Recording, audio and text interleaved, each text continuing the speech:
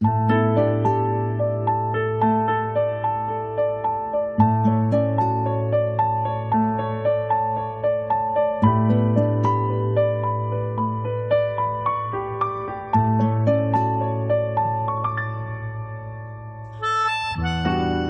기울여 보세요. 서울이 들립니다. 새검정 자하문 밖, 배꽃밭으로 소풍 가던 수줍은 갈래머리 소녀의 목소리도, 광화문 광장, 청계천변에서 들려오는 20살 청년의 힘찬 목소리도 있습니다. 서울의 어제와 오늘, 그리고 여러분의 이야기가 함께합니다.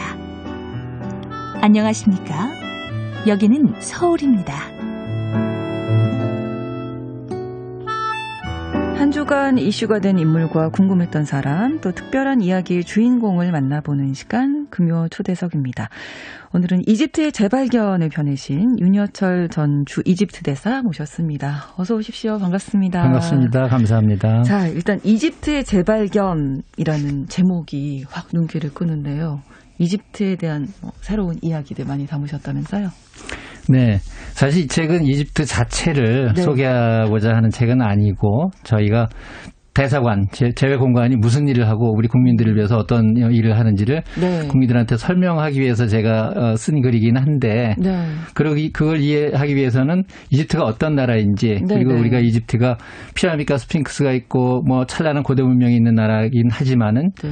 현대에는 여러 가지 어려움을 겪고 그 어려움을 극복하기 위해서 또 그 나라가 어떤 노력을 하고 그랬는지를 보고 그리고 우리가 어떻게 도와줄 수 있는지를 봐야 되니까 우선 이집트의 그 역사 그리고 현재의 모습을 한번 그려봤습니다. 네. 그래서 보면은 그 이집트가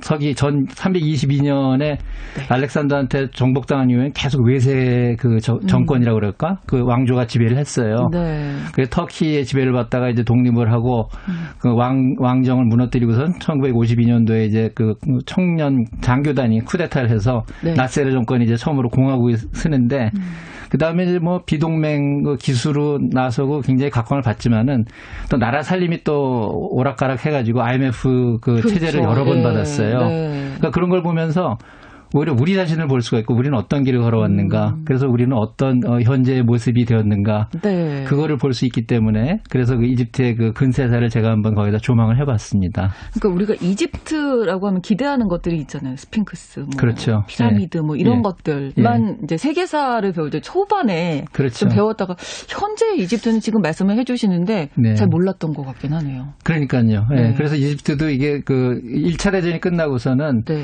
그 윌슨 대통령이 민족 자결주의를 얘기하니까 우리가 3.1 운동을 하잖아요. 예. 바로 그 다음 주에 이집트에서도 그 독립운동이 일어나서 거기는 형식적으로는 우리보다 먼저 독립을 합니다. 1922년도에. 그래서 우리하고 역사가 비슷하게 가는 그 괴로움이 있어요. 네. 외세에 대한 아픔, 독립, 그리고 잘 살아보자. 그리고 네, 네. 왕조를 무너뜨리고 공화국이 만들어져서 국민이 주인이 됐는데 이제 어떻게 갈 것인가. 네. 그래서 나세르는 비동맹도 하면서 사회주의를 좀 하다가 사실은 그게 그 나라의 생산력을 늘리는 데는 좀 실패를 했거든요. 그래서 계속 그 재정 적자, 그 외채 시달리다가 IMF를 네. 여러 번 맞고 우리도 뭐 IMF 맞긴 했지만 우리는 수출 주도 정책과 여러 가지 또 유리한 여건이 벌어지기도 했고 워낙 우리 국민들이 열심히 일해서 그럼요. 이렇게 네, 왔죠. 네. 그렇죠. 예, 예. 현재 이집트, 지금도 존재하고 있는 이집트인데 현재 이집트에 대해서는 별로 관심이 없었던 것 같은데 아마 이 책이 좀 많이 도움이 되지 않을까. 예, 그런 생각이 좀 있었습니다. 예. 부임지에 대한 책을 다들 쓰시는 건 아니잖아요, 대사님들이. 예, 관심 있는 분들은 있으셨는지. 이제 자기의 그 업적을 네. 그리고 자기가 받은 인상을 정리하기 위해서 그런 책을 쓰는데 네. 저는 이제 그 처음 부임할 때부터 페이스북에다가 이제 공간 업무를 홍보하는 일을 좀 했어요. 페이스북에 사실 개인 구자인데 네. 그 다른 대사들도 그렇게 하고 그래서 저도 저 공간 업무를 이제 전체 공개로 처음 이제 해가지고서는 여러 번 올렸더니 네. 그 보기 좋다. 이거 좀 잘 정리해서 후배들한테 좀 참고가 되게 해라 하는 선배님들 말씀이 계셨는데 네, 네. 사실 쓸 생각은 못했어요. 근데 제가 원래 2020년 3월에 책에도 나오지만은 대통령 방문이 그 다 준비가 돼 있었는데 코로나 때문에 이게 연기가 돼 버렸어요. 네. 그러면서 좀 아쉽기도 하고 아이고 우리가 이렇게까지 열심히 일을 했는데 저로서는 한 2년 넘게 거기서 다 준비를 했기 때문에 여러 가지가 우리가 성과가 있었다고 생각을 해서 네. 그런 자취를 정리해보자 해서 책으로 정리를 했습니다. 네. 대사님들이 그러면 어떤 일을 하시나요? 이 공무원 업무가 어떤 게 있을까요? 우리 이제 대사라는 사람들은 우리나라, 네. 우리나라로 치면 우리 대통령, 우리 국가원수가 상대방 국가원수, 이집트의 경우 이집트 대통령한테 보내는 우리나라를 대표하는 사절이에요. 그래서 네, 이 사람은 내가 임명해서 나를 대신하는 사람입니다 하고 하는 그 편지가 있는데 그게 신임장이거든요. 아, 네. 그래서 신임장을 우리 대통령한테 받아서 제가 네. 가서 그쪽 대통령한테 이제 주는 거를 신임장 제정식이라고 그럽니다. 아. 그러면서 이제 공식 업무가 시작이 되는데 그래서 이제 거창하게 말하면은 우리가 대사들은 양국 관계를 증진하고 국익을 뭐 보호하고 한다 그러는데 예. 그거는 이제 좀 추상적인 얘기고 네. 우리의 진정한 국익이 뭐냐? 우리 국민을 보호하고 우리 기업을 도와주는 거예요. 아, 그렇죠. 그게 현장에서 벌어지는 외교고 현장에서의 국익이기 때문에 네. 저는 특히 우리 이집트에서 보니까 이집트가 이제 역사도 길고 이집트를 제가 농담으로는 mother of all bureaucracies 모든 그 관료주의의 본산이다 제가 그렇게 불렀거든요. 네. 왜냐하면 역사적으로 아마 최초로 생긴 관료주의가 이집트일 거예요. 나일강 치수를 위해서 여러 가지 서기관들이 있고 그거를 막 보고해서 이거 준비를 하고 그랬기 때문에 역사가 아주 오래됐네요. 역사가 오래된 그런 조직이 있는 데거든요. 네, 그러다 네. 보니까 이게 정부의 힘이 크고 관료의 힘이 큽니다. 아. 그런데 그런 나라이면은 오히려 이런 공식기관, 대사관이 할 일이 있어요. 그래서 오히려 그 더 발달된 선진사회는 사기업들이 알아서 그 시장에서 싸우는데 네. 이런 나라에는 우리 대사관이 가서 열심히 싸워줘가지고 우리 기업을 보호할 여지가 많았다. 그래서 그런 점에서 오히려 이집트에서 저희가 할 일이 좀 있었다 하는 생각을 하게 됐습니다. 예, 그 외에도 또 그 우리 한국을 알리는 공공 외교도 네네. 많이 그 하시는 업무 중에 하나죠. 그렇죠. 그 하버드 대학의 조셉 나이라는 사람이 네. 소프트 파워라는 개념을 이제 설정해가지고 그 다음부터 원래 이제 그게 이제 공공이유가 있는데 공공이유가 중요하다. 네. 미국도 미국의 매력을 발산해서 미국이 군사력 경제력보다도 이 소프트 파워로 다른 나라들이 미국을 존경하고 따르게 해야 된다 하는 그런 개념을 창시한 적이 있는데 네. 한국 외교부도 점점 이런 그 업무를 중시해서 외교부 그 조직의 공공외교 대사라는 차관복급 자리도 만들어서 또 열심히들 하고 있고 현장에서 대사도 할 일이 점점 늘어나더라고요. 네. 그래서 저도 이제 가서 무슨 한국을 홍보하기 위해서는 거기 언론들하고 친해야 되니까 네. 기자들을 제가 간 지 2주일도 안 돼서 그냥 다 불러서 기자회견을 하면서 그날이 또 하필 제 생일이었어요. 그래서 내 생일 축하해 주러 오셔서 정말 감사합니다. 그러니까 막 웃고 네. 그러면서 또 우리 맛있는 한국 음식도 대접해 주면서 예. 그다음에 이 사람들이 호기심은 많은데 우리 한국에 대해서 그렇게 깊이 알지는 못해요. 그러니까 아마 그럴걸요. 네, 우리가 이집트에서 잘 모르는 것만큼 이 사람들도 뭐 남북 분단이지 이 정도만 알고 그렇죠. 그래서 그거를 하나하나 설명을 해주고, 예. 특히 이제 그 이집트라는 나라는, 과거에 북한하고 좀 가까웠습니다. 그래서 그거를 잘 제가 보듬으면서, 네. 너희들의 우정도 우정이지만은 지금 우리가 할 일은 이런 게 있다 하고서는 이제 잘 가르쳤죠. 그리고 이제 이집트가 큰 나라가 돼서 네. 면적이 100만 평방킬로미터, 우리 그렇죠. 한반도의 5배, 남한의 10배, 인구는 1억이 좀 넘습니다. 예. 근데 지방을 이제 돌아다니면서 저희가 홍보를 할 때가 있어요. 그럴 때 보면 거기 지방지 기자들, 지방 TV 기자들을 불러서 설명을 하는데 그럴 때는 이제 우리식으로 생기초부터 쫙 설명을 해주면서 하면은 열심히 받아 적어가지고 네. 그다음에 또 기사를 내요. 그것도 저희가 식사 대접을 하면서 하니까 밥값을 하는 거죠. 그러면은 이게 노력이 다 이렇게 실제로 숫자로 드러나는 거예요. 예. 그러니까 이게 제가 처음에 가서 그걸 열심히 한다고 했더니 한 10개월 사이에 그 이집트 내 언론에서 500회 보도가 됐다고 그러더라고요. 그렇군요. 그래서 또 2019년에는 조금 게을렀는지 415회가 됐다고 그러는데 그래서 비슷비슷한데요. 열심히 하는 만큼 이게 나오는구나 해서 좋아했고 네. 또 공공외교 또 중요한 부분은 저희가 국경일 행사라는 게 이제 그 해외 공간에서는 중요합니다. 왜냐하면 그때 모든 손님들을 다 불러다 놓고 우리 얘기를 하거든요. 네. 그래서 우리가 해외에서는 우리가 그 국경일을 개천절을 해요. 왜냐하면 8.15를 하게 되면은 다들 휴가를 가서 손님이 안 와요. 8월이니까. 네, 여름 휴가고. 여름 휴가 가니까. 근데 10월에 뭐 온대 기후에는 가을이고 뭐 열대 기후 같은 데도 뭐 사람들이 다 있으니까. 네네. 근데 개천절을 설명하기가 복잡하잖아요. 그렇죠. 근데 이제 그거를 저는 또 열심히 또 머리를 굴려가지고 네. 개천절은 하늘이 열렸다는 날인데 이게 네. 한반도의 최초의 그 왕국이 네. 생긴 그 날이다. 그리고 우리는 서기 전 2333년인데 내가 이집트 앞에서 역사 얘기를 하면 안 되지. 이미 그때는 피라미드 250년이 더 전에 있더라. 그렇죠. 하면서 이렇게 얘기하니까 재밌어하고. 그럼 또 연관해서 생각을 그렇죠. 하겠네요. 예. 그러고 이제 우리가 또 기억하는 그 이념이 개천절의 이념이 홍익인간이죠. 홍익인간이 이제 널리 이롭게 하라 하는 거 아닙니까? 그래서 그 말을 제가 spread all the benefit to humanity 해가지고서는 모든 인류를 이롭게 하라는 거니까 우리가 그 이념을 가지고 이집트에 와서도 너희랑 같이 일을 하려고 그런다. 이런 식으로 또 얘기를 하니까 또 재밌어하고. 그래서 공공외교가 이런 행사도 많이 해야 되지만은 메시징을 잘해야 되거든요. 네. 그래서 그런 것도 많이 신경을 썼다. 그런 기억이 나고 하나만 더 말씀드리자면은 방금 말씀하신 것처럼 현대 이집트인을 우리가 잘 몰라요. 한국 사람들이 이 히잡 쓰고 뭐 하면은 굉장히 다 테러리스트 같고 이렇게 좀 그 거리감을 갖잖아요. 맞아요. 네. 근데 이집트에 한국말을 잘하는 학생들이 많아요.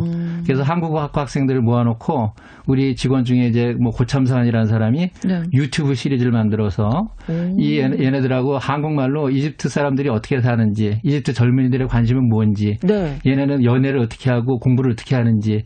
그러면 또 우리 젊은이들이 관심 갖죠. 그렇죠. 그런 궁금하죠. 유튜브 시리즈를 만들어서 저희가 올렸어요. 그러니까 이거는 그러면서 또 이 사람들이 한국을 얼마나 사랑하는지가 나오고 그래서 우리가 이집트를 소개하지만 한편으로는 이집트 사람들이 한국 사람들이 이집트에 대해서 이렇게 관심이 많구나 하면서 좋아하는 그런 양쪽을 더 아주 가깝게 만드는 그런 공공외교도 했습니다. 저희가 뭐 한류 이야기도 많이 이야기하지만 실제로 정말 현장에서 외교의 최전선에 계셨던 거잖아요. 그러니까 아까도 우리 국민의 보호하고 우리 기업에 도움을 주는 것이 우리가 할 일이다라고 말씀해 주셨는데 경제 외교가 또 요즘은 중요하잖아요. 그렇습니다.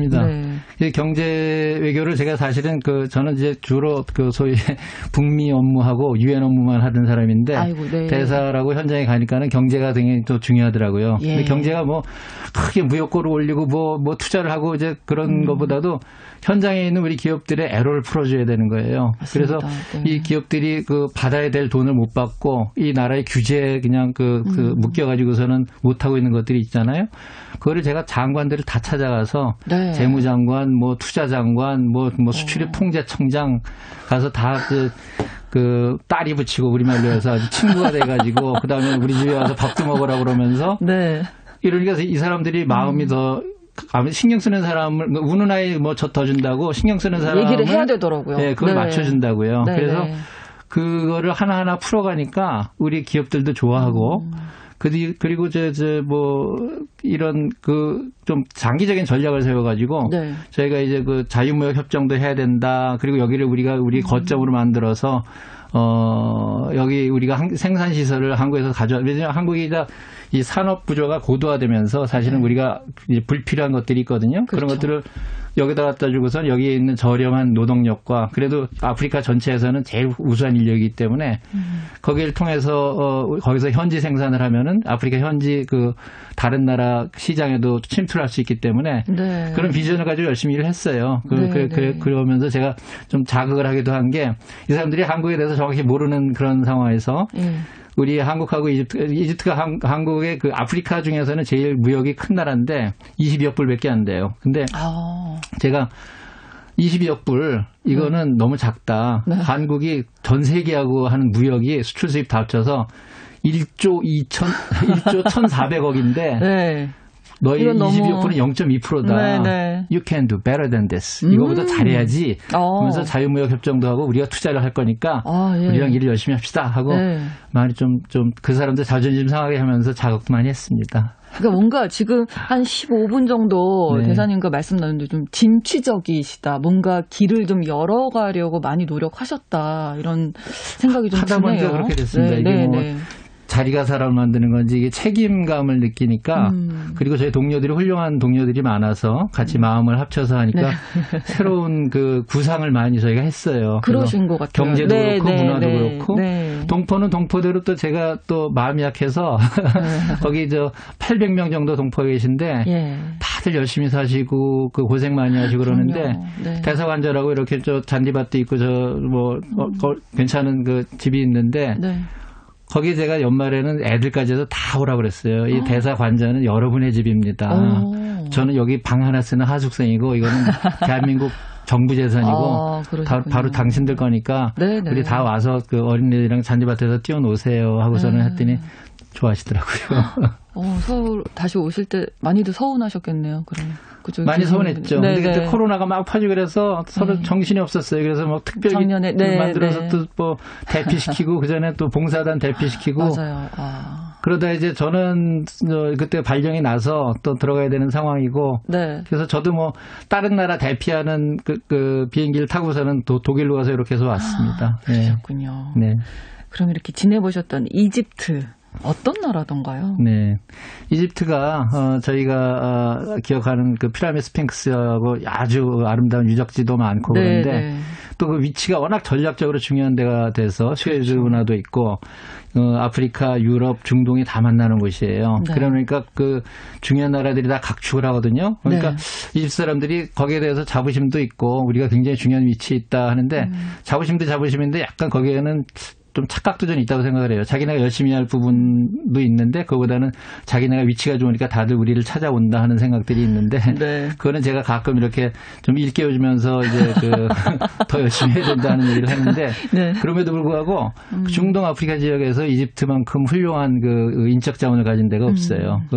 특히 그 상류계층은 다 뭐 영국, 프랑스에서 그 공부를 하고 오고 그 국내적으로도 아주 그 외국어 교육을 잘해서 아주 훌륭한 사람들이 많은데 다만 아까 말씀드린 대로 체제가 처음에 사회주의를 한다 그러면서 너무 이렇게 보조금을 많이 주고 그다음에 그게 국가 재정이 감당 못할 정도로 보조금을 주다가 계속 이제 우리말로 빵꾸가 나는 거예요. 재정 적자.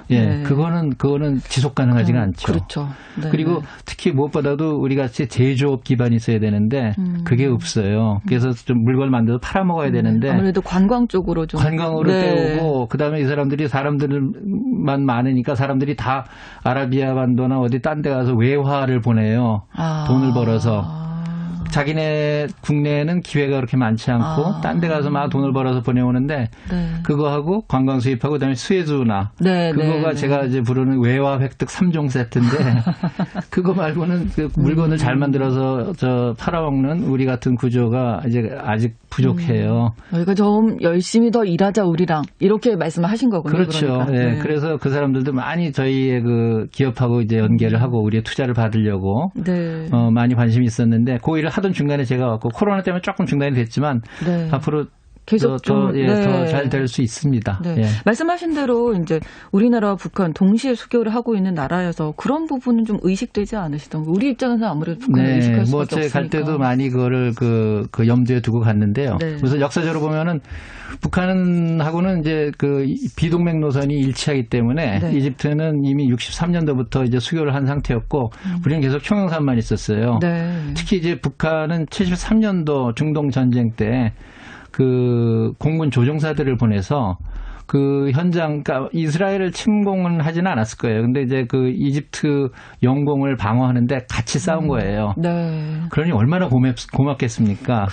그때 공군 참모총장이 호스니 무바라크인데 그 사람이 뒤에 사다트 대통령이 부통령이 됐다가 사다트 대통령이 암살당했을 때 부통령에서 대통령으로 이제 승계를 했어요. 그리고 30년을 집권하다가 아랍의 봄 때 이제 쫓겨난 건데 그래도 스틸 카이로가 북한 외교의 아주 큰 거점이에요. 거기 사람도 많고 여러 가지 뭐 무슨 거래를 많이 한다는 걸로 소문이 나 있는데 외신에도 많이 나고 저는 이제 그 마동이 대사라는 분을 그 아시아 지역 대사 모임 이런 데서 보거든요.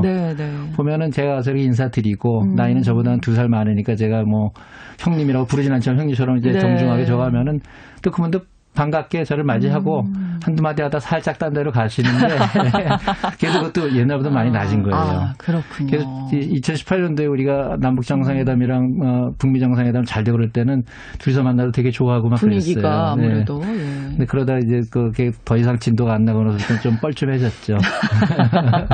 이런 얘기도 또 들어볼 수가 있네요. 근데 뭐 정말 아까 제가 진취적이신 것 같다라고 이제 말씀해 주셨는데 외교관으로서의 꿈이 어릴 때부터 있으셨던 건가요, 그러면? 외교관으로서의 꿈. 사실 저는 어려서는 과학자가 되고 싶었는데. 아, 네. 제가 이제 뭐, 좀 어릴 적 얘기하자면 제가 1973년도에 무슨 TBC 어린이 퀴즈왕이라는 걸 했어요. 연말에 제가 피아노까지 타서 집에다가 적었는데. 예. 그때 보면은 주말에 뭐, 보통 이제 그런 사람한테 물어보잖아요. 사회자가. 네. 윤여철 어린이는 커서 뭐가 될래요? 그렇죠. 내가 그래서 과학자라고 그랬는데, 그 다음에 월말 매치에 가서는 제가 외교관이라고 그랬어요. 왜 그런지 모르겠는데. 그랬다 연말에는 이제 그 과학자라고 그랬는데, 결국은 뒤에 가서 보니까, 이 역사가, 우리나라 역사가 아무래도 그 외세와의 관계가 중요하구나 하는 그런 뭐 거창한 역사의식이 또 있었고, 그래서 네. 개인적으로는 팝송 좋아해, 영화 좋아해, 무슨 외국 문화에 대한 그 관심도 많어. 네. 그런 게 있으니까, 결국은 과학자를 포기하고. 이쪽으로. 네, 왜냐면 우리가 문과, 이과를 선택하잖아요. 그때가 기로가 됐어요. 네. 어떤 선생님이 저보고, 여철이는 영어 잘하니까 너 외교관 해라 그러는데, 이거구나 하고 그때 약간 좀 꽂혔죠. 예. 너무 많은 일을 지금 하고 계신 거잖아요. 뭐 열심히 하려고 합니다. 이집트 이야기할 때 뭐 계속 말씀 나눕니다만은 고대 문명에 대한 이야기를 안 할 수가 없는데 이집트 고대 문명을 사랑하는 대사들의 모임에서도 활동을 하셨다면서요? 네, 뭐 활동이라기보다도 뭐 끼워줘서 저도 열심히 공부하고 즐겼는데 제목이 클레오파트라 그룹이네요. 클레오파트라 그룹입니다. 멋지네요. 그래서 그 이집트를 사실 옛날에 제일 먼저 소개한 거는 그리스 사람들이에요. 네. 그래서 우리가 헤로도토스의 뭐 역사라는 책에서 나일강의 물을 한번 마신 사람은 뭐 반드시 또 오게 돼 있다는 그런 얘기가 나오는데 네. 이집트란 이름 자체가 네. 그 그리스에서 붙인 거고 다 뒤에 가서 프랑스, 영국도 다 이집트를 불러서 이제 세계적으로 그렇게 알려 있고 우리도 코리아라는 게 고려 시대 거지 지금 대한민국이 아니잖아요. 그렇죠. 그러니까 다른 그 가장 그 대외적으로 알려졌을 때 이름이 지금 남아 있는 거죠. 그리고 에집톨로지, 이집트의 고대 문명에 대해서는 오히려 프랑스, 영국, 독일이 훨씬 더 많이 그 연구를 했어요. 네. 이 이집트가 이슬람화된 이후에는 이런 그 파라오 문명에 대한 그 관심이 별로 없었는데 네. 그 나폴레옹이 한번 1798년도에 이제 이집트를 정복한 적이 있거든요.